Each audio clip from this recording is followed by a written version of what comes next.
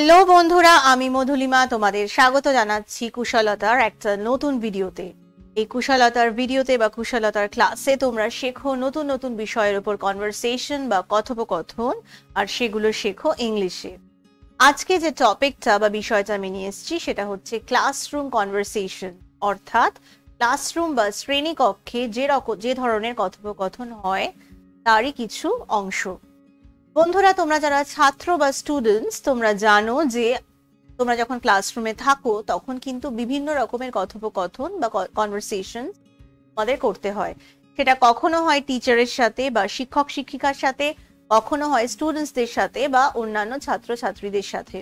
তো আজকে আমরা সেরকমই কিছু কনভারসেশন শিখবো, আর সেটা শিখবো ইংলিশে।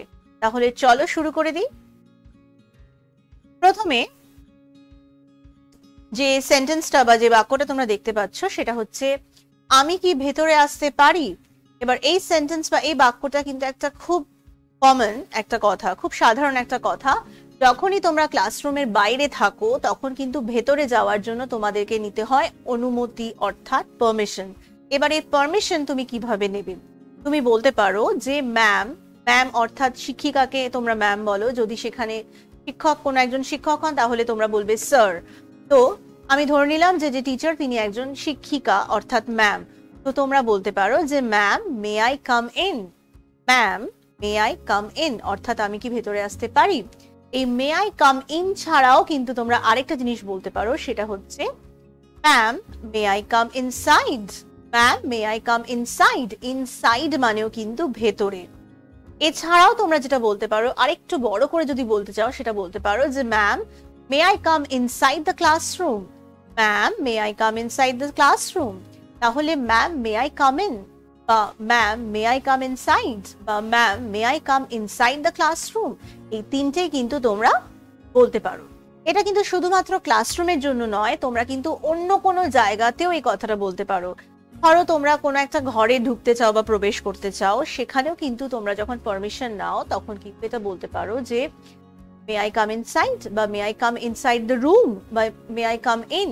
তো এটা কিন্তু শুধুমাত্র ক্লাসরুম বা স্কুলের জন্য নয়, এটা কিন্তু অন্য যে কোনো জায়গাতে বা অন্য যে কোনো সিচুয়েশনের জন্য কিন্তু এটা প্রযোজ্য বা অ্যাপ্লিকেবল, যেখানে তোমাদের পারমিশন নিতে হচ্ছে।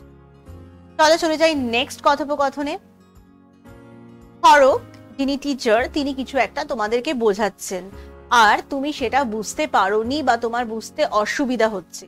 এটা কিন্তু খুব अगेन একটা কমন সিচুয়েশন, একটা খুব সাধারণ সিচুয়েশন, যেটা সব স্টুডেন্টদের বা সব ছাত্রদেরই কোনো না কোনো সময় ফেস করতে হয়েছে, যে কোনো একটা বিষয় নিয়ে পড়ানো হচ্ছে বা পড়ানো হয়ে গেছে কিন্তু সে সেটা বুঝতে পারেনি। এবার সে যদি টিচারকে সেটা বলতে চায় যে আমি এটা বুঝতে পারিনি, তাহলে সে কিভাবে বলবে? তুমি হয়তো বলতে চাইছো যে আমার এটা বুঝতে অসুবিধা হচ্ছে। তো এইটা তুমি ইংলিশে কি বলবে? তুমি এটা বলতে পারো যে I am having some difficulty understanding the topic.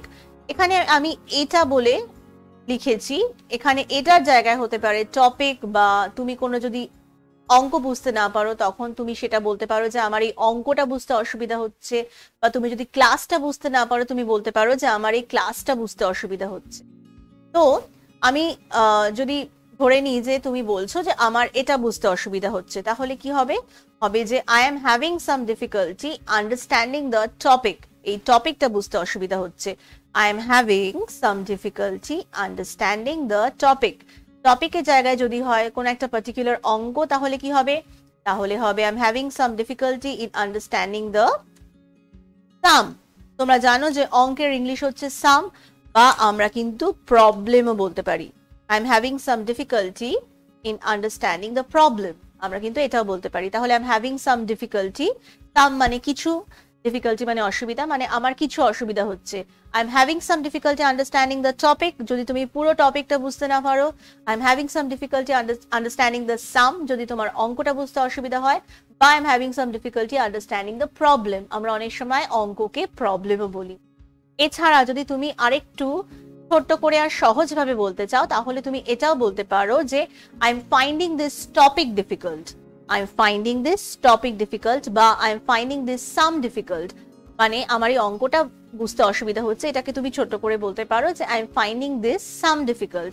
এছাড়া তোমার যদি পুরো গোটা ক্লাসটা বুঝতে অসুবিধা হয় তুমি কিন্তু এটাও বলতে পারো I am finding this class difficult. তাহলে I am having some difficulty understanding the topic বা I am finding this topic difficult, এই দুটোই কিন্তু বলা যায়। এবার ধরো তুমি টিচারকে রিকোয়েস্ট করছো যে সে যেন তোমাকে আরেকবার এটা বোঝায়, যেটা তুমি বুঝতে পারোনি সেটা যেন আরেকবার তোমাকে বোঝায়। তখন তুমি কিভাবে বলবে? তখন তুমি এইভাবে বলতে পারো যে ma'am could you explain this again. যখন আমরা ফর্মালি কাউকে রিকোয়েস্ট করে কোনো কিছু করতে বলি তখন কিন্তু আমরা সেন্টেন্সটা এইভাবে শুরু করি could you do this for me, অর্থাৎ আপনি কি এটা আমার জন্য করতে পারেন, কুড ইউ বলে আমরা সেন্টেন্সটা শুরু করব। এটা হচ্ছে এক ধরনের রিকোয়েস্ট, আমরা তাকে অনুরোধ করছি। তো ma'am could you explain this again, অর্থাৎ আপনি কি এটা আরেকবার বোঝাতে পারেন। এখানে আমি ম্যামকে বলতে চাইছি যে আপনি কি এটা আমাকে আরেকবার বোঝাতে পারেন, তাহলে আমি এটা বলবো যে ma'am could you explain this again, ma'am could you explain this again. এটা ছাড়া আর কি বলতে পারি? আমি এটাও বলতে পারি যে ma'am could you explain this one more time, ma'am could you explain this one more time. One more time মানে আরেকবার, এক্সপ্লেইন দিস अगेन মানেও আরেকবার, ওয়ান মোর টাইম মানেও আরেকবার। Ma'am could you explain this one more time. এছাড়াও আমি আর কি বলতে পারি? আমি বলতে পারি ma'am could you explain this once again, ma'am could you explain this once again. তাহলে अगेन এটা কিন্তু শুধুমাত্র ক্লাসরুমের জন্য নয়, এটা কিন্তু যে কোনো সিচুয়েশনে তোমরা অ্যাপ্লাই করতে পারো। যখনই তোমার সাথে কারোর কথা হচ্ছে এবং সে তোমাকে কিছু একটা বলেছে যেটা তুমি বুঝতে পারোনি, তখন কিন্তু তুমি এটা বলতে পারো।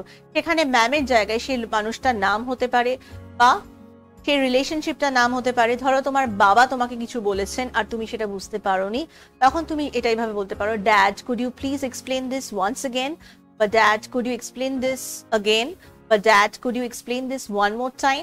এরকম ভাবে ড্যাড হতে পারে, মম হতে পারে, কোনো রিলেটিভ হতে পারে, বা কোনো আরেকজন কোনো রেসপেক্টেবল মানুষ হতে পারে, সম্মানীয় ব্যক্তি হতে পারে যে তোমার থেকে বয়সে বড়, যাকে তুমি রিকোয়েস্ট করছো কোনো কিছু বোঝানো, তখন কিন্তু তুমি এইভাবেই বলবে যে could you explain this one more time বা could you explain this again. তাহলে আমরা শিখলাম কি শিখলাম আমরা এই ক্লাসটাতে? আমরা প্রথমে শিখলাম যে ভেতরে আসতে পারি, সেটার ইংলিশ কি ma'am may I come in, যেটা তোমরা জানো। তো এটাকে আরো সুন্দরভাবে বলতে পারো যে ma'am may I come inside, অথবা ma'am may I come inside the classroom. এটা শুধুমাত্র ক্লাসরুম নয়, তুমি যদি কোনো ঘরে ঢুকতে চাও, এটা ধরো ক্লাসরুম নয় অন্য কারোর রুম, ধরো তুমি একটা ডক্টরের চেম্বারে গেছো, সেখানে তুমি ভেতরে ঢোকার আগে পারমিশন নিচ্ছ, তখন তুমি কি বলবে? তুমি বলবে doctor may I come inside the room, doctor may I come inside the room. তো এটা কিন্তু একটা polite way of taking permission, অর্থাৎ তুমি যখন পোলাইটলি পারমিশন নিচ্ছ। এটা ছাড়া আমরা শিখলাম যে তোমার যখন কোনো কিছু বুঝতে অসুবিধা হচ্ছে তখন তুমি সেটা কিভাবে প্রকাশ করবে। I am having some difficulty understanding the topic, বা I am having some difficulty understanding the sum, আমার এই অঙ্কটা বুঝতে অসুবিধা হচ্ছে। এটাকে আরো সিম্পল ভাবে বলতে পারো যে I am finding this topic difficult, বা I am finding this sum difficult, বা I am finding this class difficult.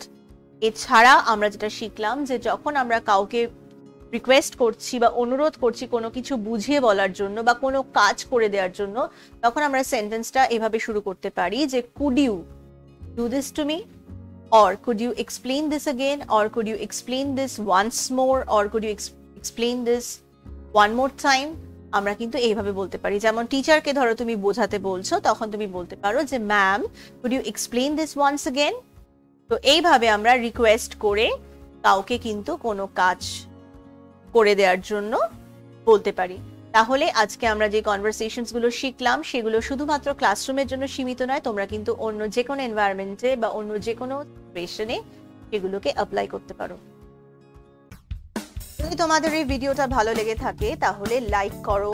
যদি তোমরা মনে করো যে অন্য কাউকে ভিডিওটা পাঠালে তারা উপকৃত হবে তাহলে শেয়ার করো।